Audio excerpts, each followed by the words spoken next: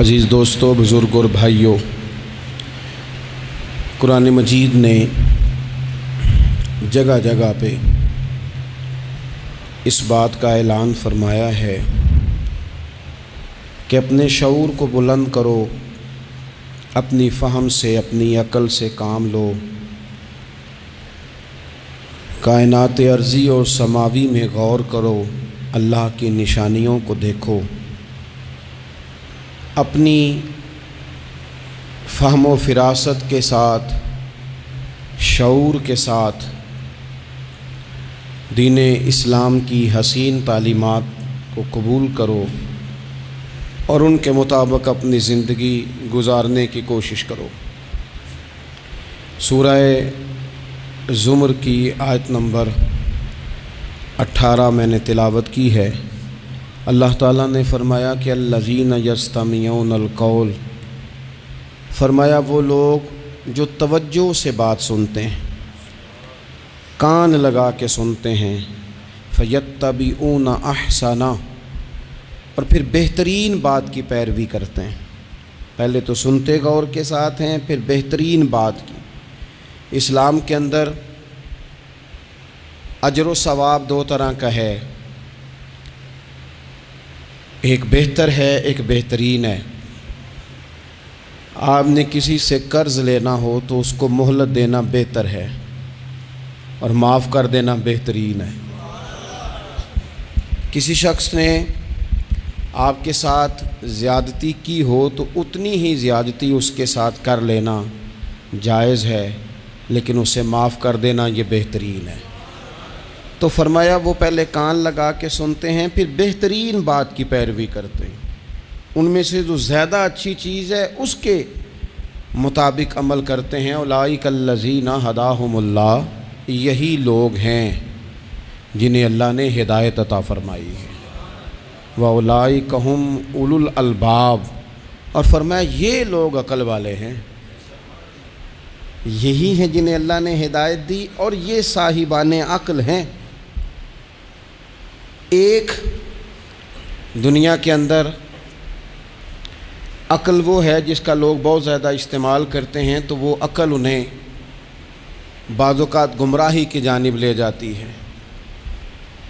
اس عقل کی بات بھی اقبال نے کہی ہے، فرماتے ہیں کہ عقل عیار ہے، 100 بھیس بنا لیتی ہے۔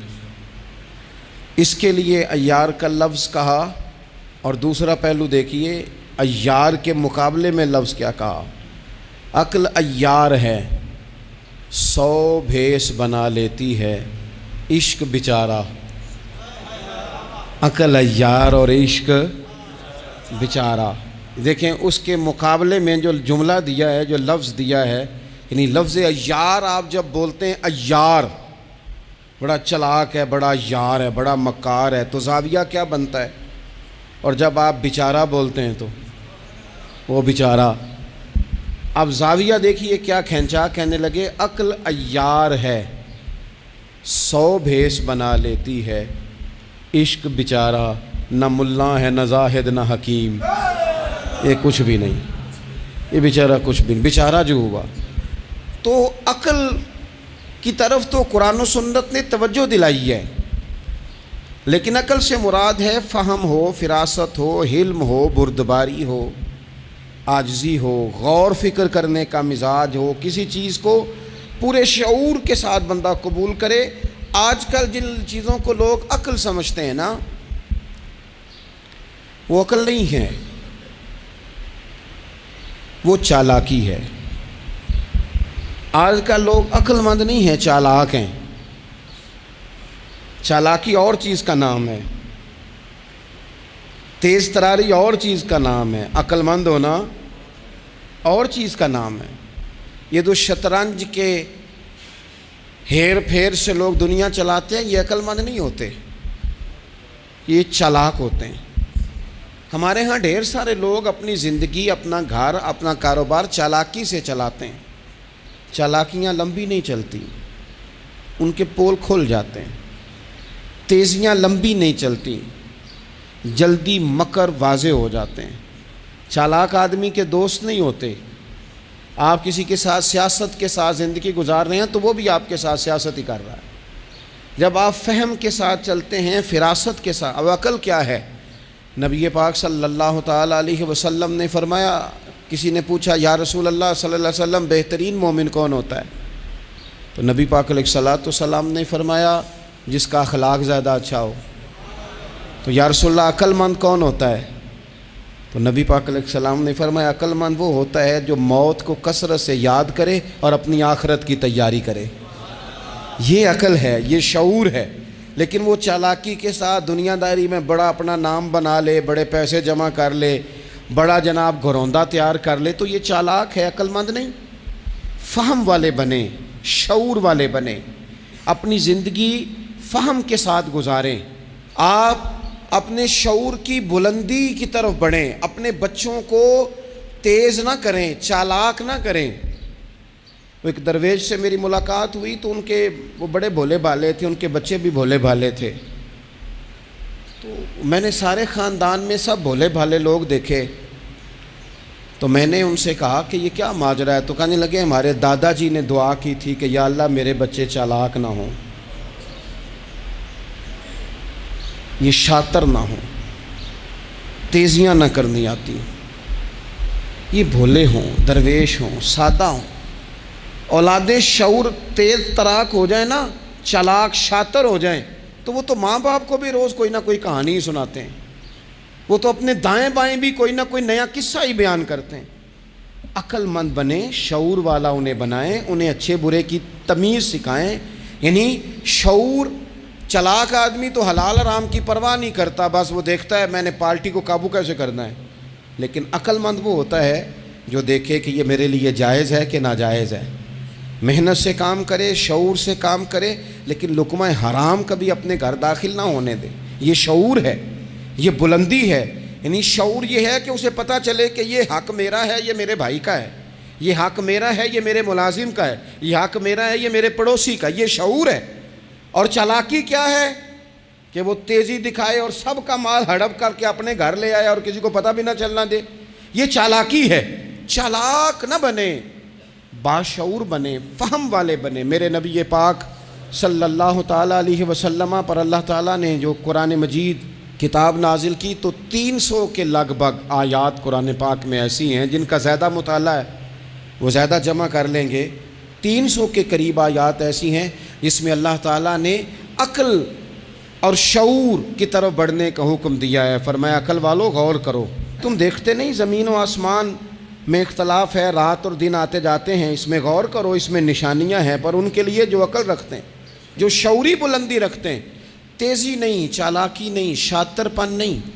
ابو جہل جو تھا نا وہ بیوقوف آدمی نہیں تھا، دور دراز سے لوگ اس کے پاس اپنے مقدمات کا فیصلہ کرانے آتے تھے۔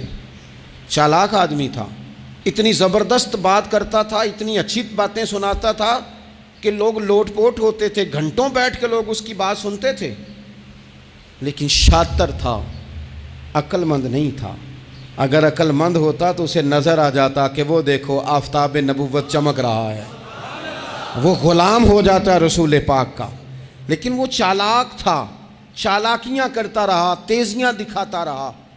اس نے اس ترتیب سے اسلام کی مخالفت کی۔ آپ دیکھیں نا، جس رات نبی پاک صلی اللہ علیہ وسلم کو شہید کرنے کا ارادہ ان ظالموں نے کیا ہے تو بڑی پلاننگ کی۔ ہر قبیلے سے ایک ایک بندہ لے کے آؤ، ہر قبیلے سے، اور اس کے ہاتھ میں تلوار تھماؤ۔ جب ہر قبیلے کا بندہ ہوگا تو اگر معاذ اللہ حضور کو شہید کرنے میں کامیاب ہو گئے تو کسی ایک قبیلے پر الزام بھی نہیں آئے گا اور بنو ہاشم کسی ایک قبیلے کا مقابلہ بھی نہیں کر سکیں گے۔ اس چالاکی سے، یہ کبھی لوگوں کی سمجھ میں باتیں نہیں آتی تھی پر چالاک تھے، اس چالاکی سے یہ دین کی مخالفت کرتے تھے، یہ تیزی دکھا کے مخالفت کرتے تھے، اور جناب صدیق اکبر دفاع کی کوششیں کرتے تھے۔ وہ شعور کے ساتھ، فہم کے ساتھ انہوں نے بھی انداز اختیار کیا نا۔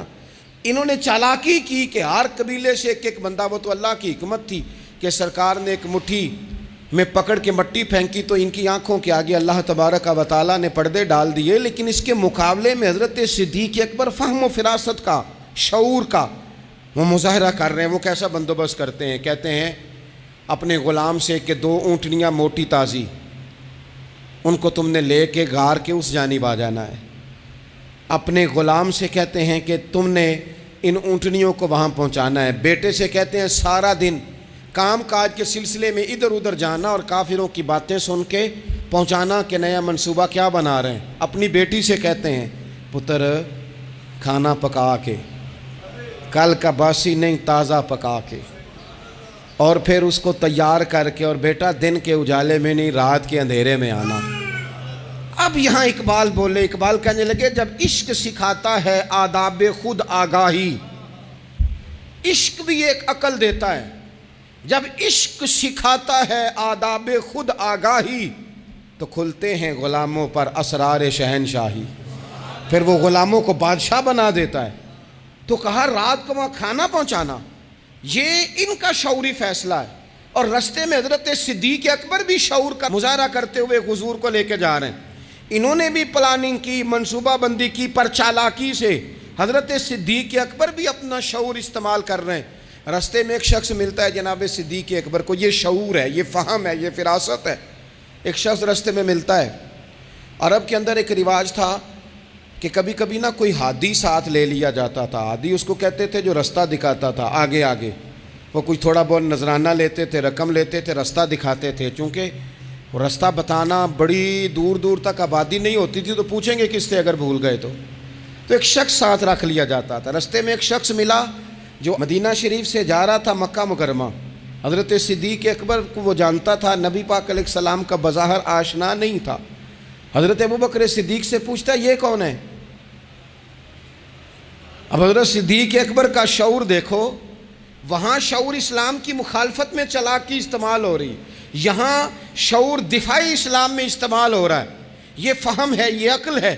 حضرت صدیق اکبر رضی اللہ تعالیٰ عنہ فوراً سوچنے لگے، فرمانے لگے اگر حضور کا نام بتا دیا یہ تو جاتے ہی فوراً ان کو بتائے گا کہ میں نے نبی پاک کو جاتے دیکھا ہے۔ وہ کہنے لگے کون ہے؟ آپ سوچ میں پڑ گئے یہ کون ہے؟ تو حضرت صدیق اکبر نظریں جھکا کے، ہاتھ باندھ کے حضور کی طرف چہرہ موڑ کے کہنے لگے یہ میرے ہادی ہیں، یہ مجھے رستہ دکھاتے ہیں۔ اب وہ کچے مزاج کا تھا نا، وہ سمجھا مکے سے مدینے کا رستہ دکھاتے ہیں۔ حضرت صدیق اکبر بتا رہے تھے یہ مجھے جنت کا رستہ دکھاتے ہیں، رب کی معرفت کا رستہ دکھاتے ہیں۔ یہ بھی شعور ہے جب عشق سکھاتا ہے آداب خود آگاہی، پھر کھلتے ہیں غلاموں پر اسرار شہنشاہی۔ عطار ہو، رومی ہو، رازی ہو، غزالی ہو، کچھ ہاتھ نہیں آتا بے آہ سحرگاہی۔ عزیز بھائی، آپ اپنا شعور اگر صحیح جگہ استعمال کریں تو فہم بن جائے گا، فراست بن جائے گا، فائدہ مند ہو جائے گا، لیکن نہیں، چالاکی کی طرف لوگ بڑھنے لگے، پتے پھینکنے لگے، کہانیاں سنانے لگے۔ کون سا ایشو ہے جس کو آج اٹھایا جائے؟ کون سی بات ہے جس کا پراپوگنڈا کر کے اپنے آپ کو مشہور کیا جائے؟ کیا ہے جو سوسائٹی میں پھینکی جائے بات تو لوگ توجہ کریں گے ہماری سیاسی جماعت کی طرف؟ کیا اس طرح کا ماحول بنایا جائے، کس طرح کر کے پیچ و تاب کیا جائے، کس طرح کر کے لوگ توڑے جائیں، کس طرح بنائے جائیں؟ نہیں، اس طرح لوگ کمزور ہو جاتے ہیں، اس طرح شعور نہیں رہتا قوموں کے پاس۔ میرے نبی پاک صلی اللہ علیہ وسلم کے پاس عبد القیس کا وفد آیا تھا، تو جو عبد القیس ان کا سردار تھا، نبی پاک صلی اللہ تعالیٰ علیہ وسلم کی خدمت میں جب وہ حاضر ہوئے، لاؤبالی فیصلے نہ کریں، فیصلے زندگی میں سوچ کے کریں۔ آپ کسی بھی چیز کے سربراہ ہیں، آپ مسجد کے صدر ہیں یا قبیلے والے آپ سے فیصلہ کراتے ہیں، یا آپ کسی جماعت کو لیڈ کرتے ہیں، یا خاندان والے آپ کو بڑا سمجھتے ہیں، یا کوئی آدمی آپ کو دینی تعارف سے پہچانتا ہے، تو فہم کے ساتھ، دانائی کے ساتھ، حکمت کے ساتھ آپ اس کو لے کے چلیں۔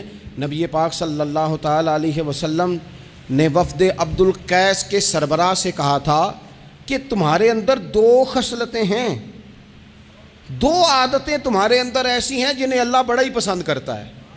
یا رسول اللہ کون کون سی؟ فرمایا ایک تو تم عقل والے ہو، اور دوسرا بردبار و حلم والے ہو۔ تم جذباتی فیصلے نہیں کرتے، تمہارے اندر بردباری ہے، ٹھہراؤ ہے۔ یہ دو باتیں، تمہاری سمجھداری اور تمہارا ٹھہراؤ، یہ اللہ کو بڑا ہی پسند ہے۔ بڑی جذباتی باتیں لوگ کرتے ہیں، بڑا گھروں کے اندر ماحول خوفناک ہو جاتا ہے، قبیلوں میں ماحول خوفناک ہو جاتا ہے، جماعتوں میں خوفناک ہو جاتا ہے۔ بڑے شعور کے ساتھ مسلمان کو آگے بڑھنے کی ضرورت ہے۔ یہ جو مسلمانوں نے فتح یابی حاصل کی ہے نا بڑی ساری جگہوں پہ، اللہ تبارک و تعالیٰ نے مسلمانوں کو کامیابیاں دیں۔ مسلمان اپنی تعداد کی قلت کے باوجود، اسلحے کی قلت کے باوجود بڑی جگہوں پہ کامیاب رہے۔ اللہ تبارک و تعالیٰ نے انہیں بڑا سارا نوازا۔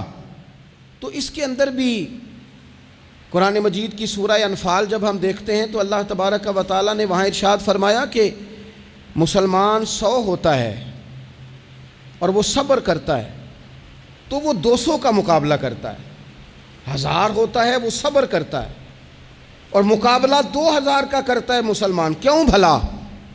اس لیے کہ سورہ انفال میں رب فرماتے ہیں کافر وہ قوم ہے کہ قوم اللہ یعقلون، وہ قوم تو ہیں پر ان کے پاس عقل کوئی نہیں، وہ چڑھ دوڑتے ہیں کہ مار دیں گے، مر جائیں گے، آج انہیں ختم کر کے رہیں گے، وہ شعور کے ساتھ میدان میں نہیں آتے۔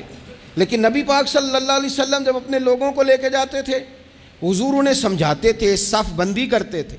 نبی پاک علیہ الصلوۃ والسلام ایک طریقہ بتاتے تھے کہ جھنڈا تمہارے ہاتھ میں رہے گا، اگر یہ آدمی شہید ہو جائے تو جھنڈا بھائی مدد اللہ کی ہے، لیکن حکمت کے تقاضے سارے پورے کیے جائیں، وہ سارے کام کیے جائیں جو وقت کے تقاضوں کی ضرورت کے مطابق ہوں۔ رسول پاک صلی اللہ علیہ وسلم ان کو بتایا کرتے تھے کہ تم نے اس درے پہ ڈیوٹی کرنی ہے، کوئی نیچے نہ اترے جب تک ہم نہ کہیں، تم یہاں کھڑے رہو۔ ایک آدمی کو پیچھے رکھتے تھے، تم نے اسکارف لے کے بالکل پیچھے آنا ہے، اگر کسی کا سامان گر جائے، کوئی اونٹ پیچھے رہ جائے، کوئی مسئلہ ہو جائے، تمہیں پتہ ہو، شعور کے ساتھ، بالیدگی کے ساتھ بیٹھ کر، عقل کے ساتھ، فہم کے ساتھ۔ ہمارے پاس بہت سارے لوگ آتے ہیں، بڑی بڑی جذباتی باتیں بتاتے ہیں، اس طرح بھی کر دیں، اس طرح بھی کر لیں، آپ لوگوں کو یہ بھی بتائیں، بڑے بڑے رکے آتے ہیں، بڑی بڑی باتیں سخت لوگ کرنے کا کہتے ہیں، ایسی کی تیسی کر دیں آپ۔ تو ہمیں پتہ ہے، چلیں تھوڑا سا کتاب و سنت اپنی نظر سے صحیح، تھوڑے علم سے صحیح، پر ہمیں بھی تھوڑا سا پتہ ہے۔ تو میں بہت سارے دوستوں کو کہا کرتا ہوں کہ او بھائی چلو ٹھیک ہے، سخت بات نہیں کرتے، جلال میں نہیں آتے، پر اس کا یہ مطلب تو نہیں نا کہ ہمیں پتہ نہیں کسی بات کا۔ وہ بعض سیاسی لوگ آتے ہیں تو آ کے کہتے ہیں جناب حضرت یہ ہو گیا، فلانے نے یہ کر دیا، فلانے نے یہ کر دیا، تو کئی دفعہ ان پر ہنسی آتی ہے کہ ہمیں سمجھانے آئے ہو، ہمیں سمجھانے آئے ہو۔ او پائی اٹ سٹ تے پکھڑا کوار گندا لسی اور بھی بوٹیاں جاننے آ۔ بات نہ کریں تو بات الگ ہے، اخلاق اجازت نہیں دیتا، بہت ساری باتوں کا جواب دیا نہیں جا سکتا، لیکن آپ کیا سمجھتے ہیں سامنے والا بیوقوف ہے، آپ جو کہیں گے وہ قبول کر لے گا؟ اپنی زندگی میں کبھی بھی جذباتی ہو کر فوراً فیصلہ نہ کریں، کبھی زندگی کے اندر تھوڑا سا چیزوں کو ٹھنڈا کریں، شعور پیدا کریں، آپ فہم پیدا کریں، آپ کوئی ایسا کام کریں جس میں آپ محسوس کریں کہ یہ فیصلہ عقل والا ہے۔ میرے نبی پاک صلی اللہ تعالیٰ علیہ وسلم بھولے بھالے لوگوں سے بھی پیار کرتے۔ حضور کے پاس ایک دیوانی بی بی آئی، دیوانی، اس کے علاقے والے کہتے تھے کہ اس کا تو ذہنی توازن ٹھیک نہیں، لیکن اس نے کہا یا رسول اللہ میری بات سنیں، تو حضور نے اس کی بھی بات سنی۔ نبی پاک پیار کرتے، لیکن آپ کو پتہ ہے کہ رسول پاک صلی اللہ تعالیٰ علیہ وسلم نے ایک اور بات بھی ارشاد فرمائی ہے جو صحیح مسلم میں موجود ہے، سنن ابو داؤد شریف میں موجود ہے۔ حضور جب نماز کی صفیں بناتے نا تو فرماتے میرے قریب قریب وہ لوگ کھڑے ہوا کرو جو عقل مند ہو، جو شعور والے لوگ ہو وہ میرے قریب قریب رہا کرو، باشعور لوگ۔ اور پھر فرمایا جو ان سے زیادہ شعور رکھتے ہیں وہ تھوڑے پیچھے، جو ان سے کم شعور رکھتے ہیں وہ اس سے پیچھے، جو اس سے کم شعور رکھتے، میرے قریب شعور والے لوگ ہوں۔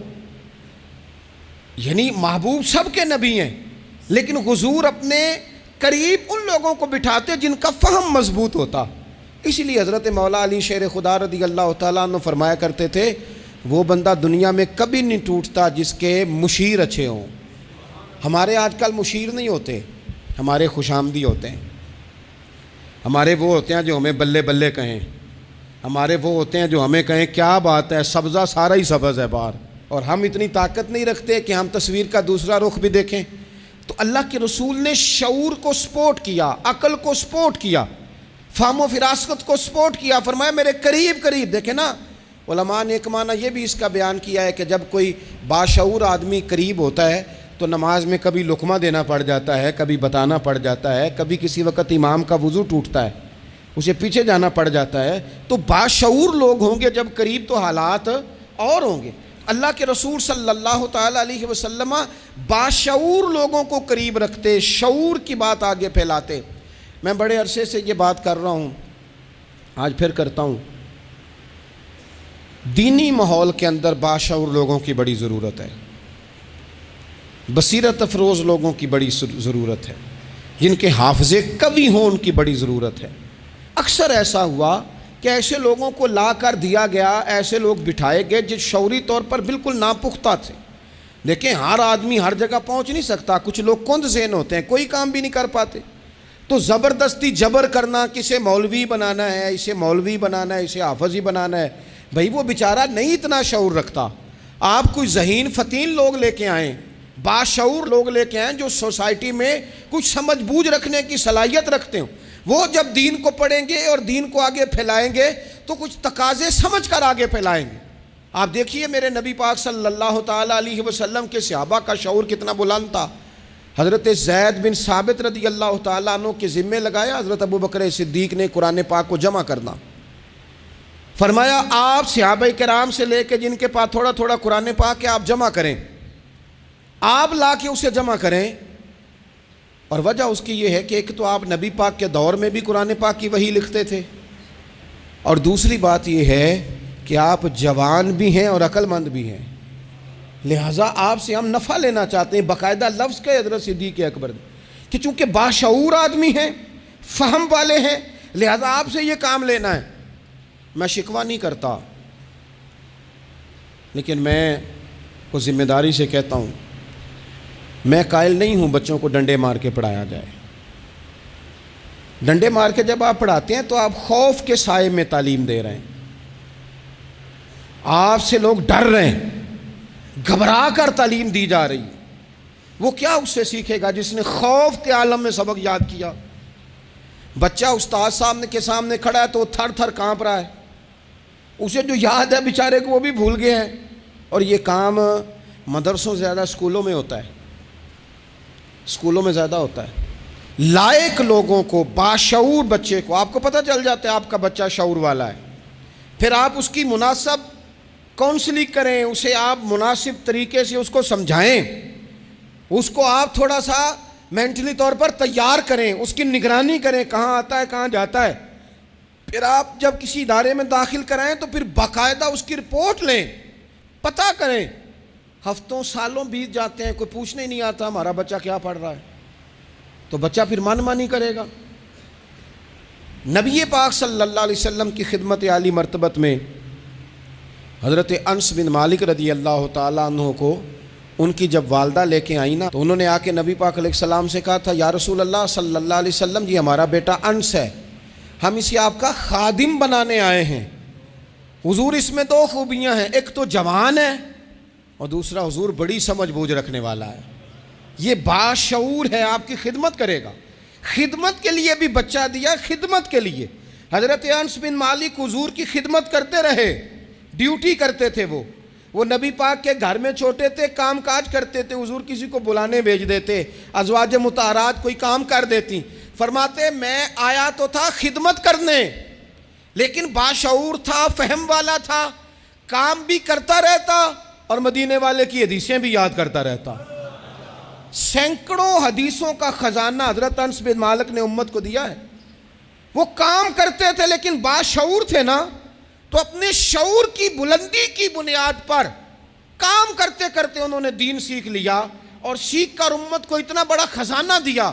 لیکن اگر آپ جاہل آدمی لے آئیں، وہ جھڈ آدمی لے آئیں جس کا ذہن بالکل بند ہے، اس کو آپ لا کے بٹھا دیں تو سند کئی دفعہ مل ہی جاتی ہے. اعلیٰ حضرت بریلوی سے کسی نے کہا تھا عالم کے لیے سند ضروری ہے، فرمایا نہیں، عالم کے لیے علم ضروری ہے. فرمانے لگے سند یافتہ تو جاہل بھی کئی دیکھے.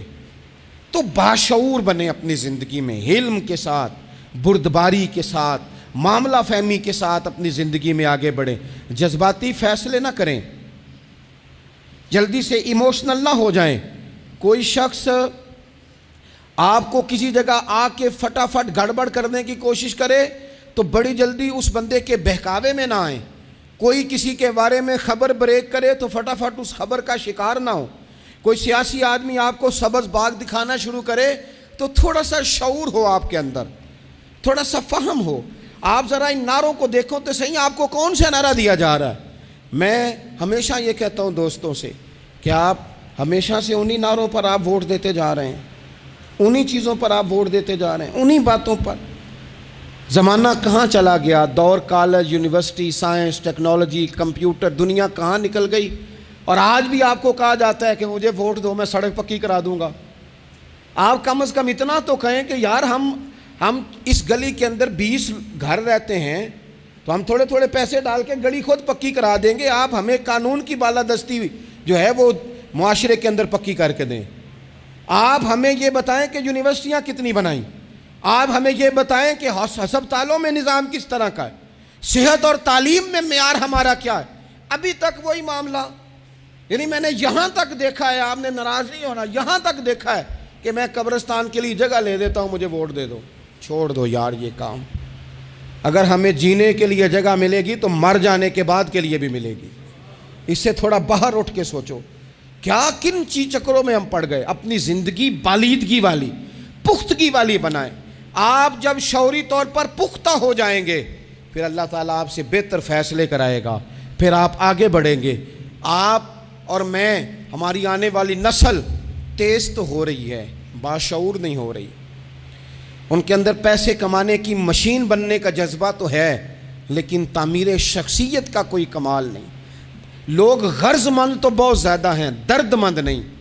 لوگوں کی طبیعتوں کے اندر اپنا گھر پکا کرنے کا تو شعور ہے لیکن ذہن پکا کرنے کا شعور نہیں. اس کا نقصان یہ ہو رہا ہے کہ بڑی بڑی کوٹھیوں سے نفسیاتی مریض نکل رہے ہیں. بڑے بڑے مالدار لوگ ایسے ہیں کہ جن کے پاس چونکہ سارا دن جھوٹ بول کے گزارا ہے، سارا دن شو کرنے کا شوق ہے، سارا کچھ دکھانے کا شوق ہے، ان کے پاس سارا کچھ تو موجود ہے لیکن قرار کی نیند نہیں، مسلح کا ذوق نہیں.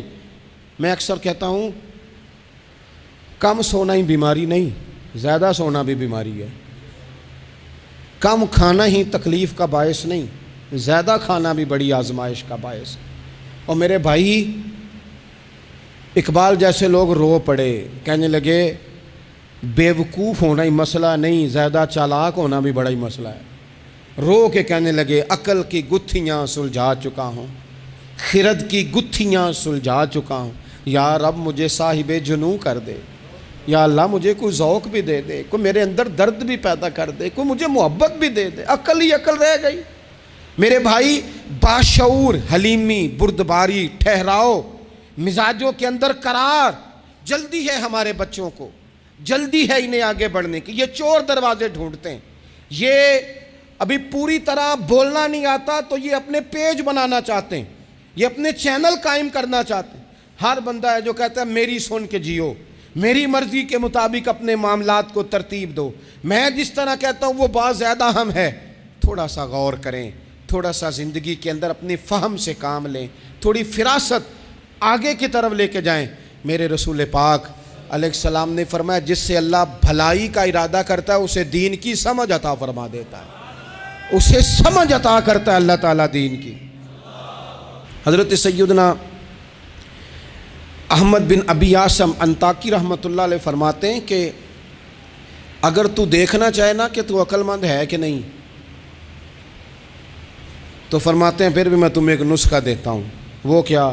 فرمانے لگے اگر تو ذی شعور ہے نا پھر تو رب کی نعمتوں کو پہچان لے گا اور پھر تیرا زیادہ وقت شکر پہ گزرے گا، شکوے پہ نہیں گزرے گا. یہ زیادہ لوگ بے چین کیوں ہیں؟ میں رات دوستوں کو کہہ رہا تھا زیادہ لوگ اس لیے بے چین ہیں کہ زندگی شکووں سے بھری ہوئی ہے، خواہشات سے بھری ہوئی ہے، کچھ نہ کچھ روز نیا چاہیے، اس نے بے چین کر دیا ہے. اور اگر زندگی شکر والی ہو نا، شکر والا بندہ اپنے آپ کو خوش نصیب سمجھنے لگ جاتا ہے. وہ کہتا ہے یہ نعمت بھی ہے اللہ کا شکر ہے، یہ نعمت بھی ہے اللہ کا شکر ہے، یہ نعمت بھی ہے اللہ کا شکر ہے. تو شکر والا بندہ اپنے آپ کو خوش نصیب سمجھنے لگتا ہے، اس کے دل میں راحت پیدا ہونے لگ جاتی ہے، اسے تسلی ہونے لگ جاتی ہے، وہ قرار میں آنے لگ جاتا ہے. اور جو خواہشات، بکھری ہوئی خواہشات، بکھرے ہوئے جذبات، یہ بھی چاہیے، وہ رہ گیا، یہ نہیں ملا، وہ نہیں ملا، ہمیں ہر چیز من پسند چاہیے، بندہ پریشان ہو جاتا ہے. اللہ تبارک و تعالی مجھے اور آپ کو عمل کی توفیق عطا فرمائے.